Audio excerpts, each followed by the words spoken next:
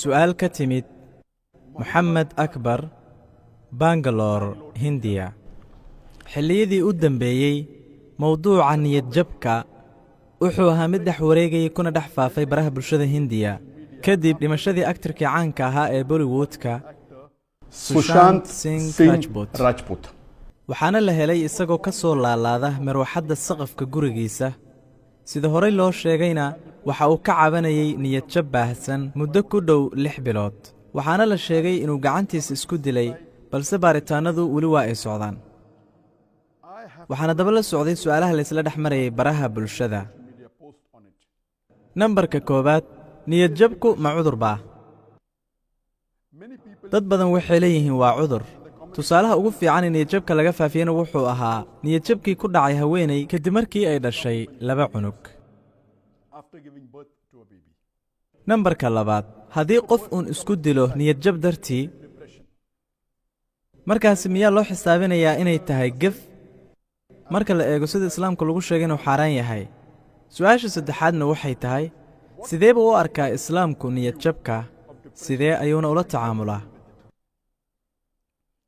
waxaa jirta su'aal u eg oo mawduucan ku saabsan oonu soo weydiiyey qof la yidhaahdo shuwaan kana socda bangaladesh jilaa caan ah oo bollywoodka ah haddana aan muslim ahayn magaciisuna yahay sushant singh rajput midkaasi oo isdilay maalmo yar ka hor dadkii daafaha dunida oo ay ku jiraan muslimiinta waxay faafinayaan oo ay baraha bulshada iskula wadaagayeen jumladan waxaan rajaynayaa in naftiisa ama ruuxdiisu ay nabad dhex degto dhab ahaanteena taasi waa duco aan toos ahayn oo qofkaasi loogu ducaynayo in ilaahay jannada geliyo fadlan digtoore wax ka dheh mawduucan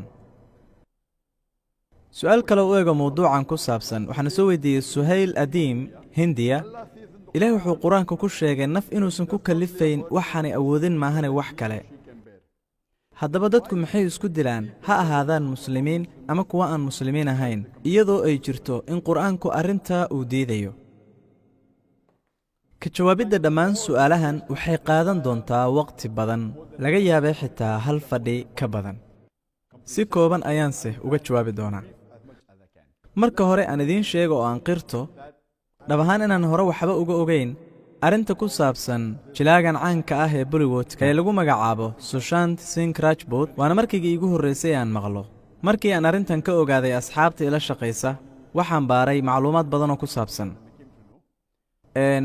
sushant singh rajput wuxuu ahaa jilaa aad caan uga ah bollywoodka wuuna isdilay isagoo issoo lalmiyey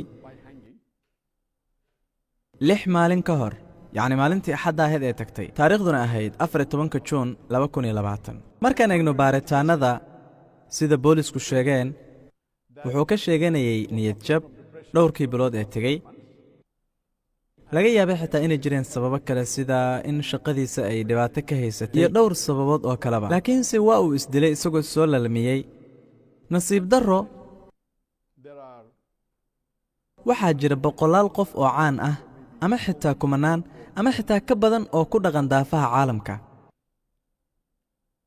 kana mid ah 10 malaayiin oo ka mida dadka ku nool caalamka sidaan wada ognahay in badan oo ka mid ah agtarrada filimada jila wiilal iyo gabdhaba waxay dad badan oo daafaha dunida ah u noqdeen ku dayasho ama xitaa sida sanam la caabudo oo kale waxaana dadkaasi dadaal u bixiyaan oo mar walba ay wakhti ku bixiyaan inay iyagoo kala noqdaan siday aaminsan yihiinna marka uu heesaagu ama jilaagu uu hees ama filin soo saaro arrintaas iyaga waxay uga dhigan tahay aaminsan yihiin waxqabad weyn oo ay nolosha ka gaareen iyadoo ay u aaminsan yihiin kaas inuu yahay hadafka ugu weyn noloshooda waxayse ogeyn in badan oo ka mida dadka caanka ah ee dunida laga wada garanayo inay ka sheeganayaan ama ay dareemayaan niyadjab mana haystaan nolol laga buuxiyey farxad iyo deganaan waxa ashaashadaha ka aragtaan waa jilin iyo waxyaaba la qurqurxiyo oo keliya balse nasiib xumo in badan oo dadka ka mida aad bay u taageeraan noloshoodana waxay ku dhammaynayaan sidii iyagoo kale ay u noqon lahaayeen weliba si adag keliya maahan hal qof oo ka mida dadkaas waa in badan oo ka mida waxay qaadayaan waddadaas hadafka aasaaska u ahna iyaga waa siday aaminsan yihiine waa inay xaqiijiyaan farxad taasi oo ah dhab ahaan fahan qaldan aan tusaale idin siiyo waxaa jiray maqaal uu soo daabacay 2 bilood ka hor wargeyska caanka ah ee maalinlaha ingiriiska Daily Mail markay taariikhdu ahayd 11 Abriil 2020. About 2 months back. And it gave a report of a survey that was done in the maqaalku wuxuu ka hadlayay group ama koox ka mid ah culimada cilmi nafsiga una dhalatay dalka Jarmalka ayaa waxa ay sameeyeen baaritaan. Su'aasha ay ka duulayeen waxay ahayd groupkee ama kooxdee ayaa dadka adduunka oo dhan ugu farxad badan. Warbixintan ama daraasadan ay sameeyeen waxay ku wareysteen 67,562 qof. 562 people. Wareysiyadaas la sameeyay runtii xadigoodu wuu weyn yahay. Sida caadiga ah markii baaritaan la sameeyo waxa lagu sameeyaa 100 qof ama dhowr boqol oo qof, laakiin daraasadan ama baaritaankan waxay ka kooban tahay 67,562 qof. Saadarteed waxay doonayeen inay ogaadaan dadka ugu farxadda badan sida baaritaanka lagu sheegay. Dadkeeba dunidan ugu farxad badan noloshooda. Waxaana lagu yiri baaritaanka in dadka rumaysan Ilaah ama diin ay yihiin kuwa ka farxad badan kuwa aan rumaysnayn wax diina. Saadarteed dadka ugu farxadda yar, dadka ugu raali noqoshada yar dunida oo idil waa mulxidiinta ama diin laawayaasha. Daraasadu si xeel dheer bay u sii hadashay markii ay sheegtay in dadka diimaha aaminsan ama kuwa raacsan diin ay yihiin dadka ugu farxadda badan. Sida daraasadu sheegtayna kaalinta koobaad waxaa ku jira muslimiinta. Dadka raacsan diinta Islaamka. Muslimiinta waa dadka ugu badan ee ugu farxadda badan caalamka. Waxaa ku xigta Kirishtaanatiga, waxaa ku soo xigta Buddhismka, ugu dambeyn Hinduismka. Sida daraasadu sheegtayna dadka diimaha leh farqi weyn ayaa u dhaxeeya. Tusaale muslimiinta iyo Kirishtaanatiga farqi aad u weyn u dhaxeeya. Iskuma dhawaa. muslimiinta ayaa ugu raali noqoshay farxad iyo deganaan badan. Maanta haddii aan falaqayno ama tiro koob samayno waxaan ogaanaynaa in diinta ugu badan ee dadka ugu badan ay raacsan yihiin inay tahay Islaamka. diinta ugu badan ee maanta warbaahinta mucaarado sidoo kalena weerar ay ku tahay waa Islaamka. diinta ugu badan ee la dhaleeceeyo markastana laga hor yimaado waa Islaamka. ugu badan ee noloshooda xorriyad ku raaxaysanaya caalamka waa muslimiinta. dadka ugu badan ee la dulmiya caalamka maanta waa muslimiinta. shayga ugu weyn ee si xun loo sawiro ama si qaab daran loo dhigo warbaahintuna si xun u sawiraan waa Islaamka iyo muslimiinta. laakiin iyadoo arrimahaas aan la eegaynin haddana baaritaanka waxaa lagu sheegay iyadoo ay samaysay hay'ad ama mu'asasad ay leeyihiin dad aan muslimiin ahayn in muslimiintu ay yihiin dadka ugu farxadda badan caalamka. sababtoo ah waxay rumaysan yihiin hal ilaah. shayga aasaasiga u ah gaarkana u ah farxaddooda waa tawxiidka iyo kaliyeelidda ay cibaadada u kaliyeelayaan Alle subxaanahu wa tacaala. ka hadlidda uu ka hadlay Dr. Zakir Abdulkarim Naik arrintan ku saabsan isdilka, niyad jabka iyo weliba sidoo kale sida Islaamku ula tacaamulayo waxay ahayd mid dheer. intan ayaana ugu muhiimsanayd. haddii aan soo koobo wixii uu ka yidhi sida loola tacaamulayo niyad jabka, waxa uu sheegay niyad jabku inuu daawo u yahay qur-aanka Ilaahay subxaanahu wa tacaala. oo Ilaahay wuxuu qur-aankiisa ku yidhi alaa bidikri illaahi tatma'innu alquluub. xuska Alle iyo in Alle subxaanahu wa tacaala la xuso mar walbana lagu xirnaado ayay quluubtu ku xasishaa.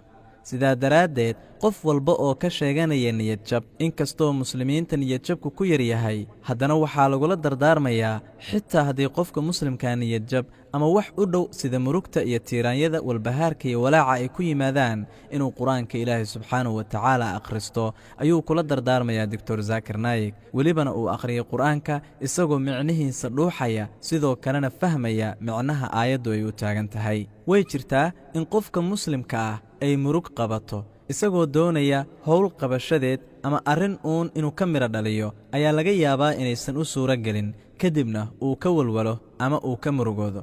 balse taa lama yidhaahdo niyad jab. niyad jabka ama quusta qofka muslimkaa inta badanba kuma badna, balse dadku inta badan waxay isku qaldaan niyad jabka ama quusta iyo weliba murugta uu shay gaar ah ka murugooday. murugtu waa wax yar oo suulaya shaygii helitaankiisii ama qabashadiisii ama wixii aad doonaysay oo kuu suura gala ayay meesha murugtu uga baxaysaa.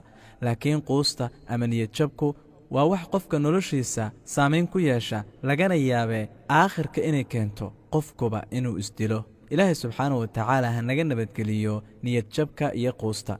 ilaahayna ma oggola in laga quusta naxariistiisa oo wuxuu yidhi ilaahay walaa tay'asuu min rawxi illaah innahu laa yay'asu min rawxi illaahi ila alqawmu alkaafiruun.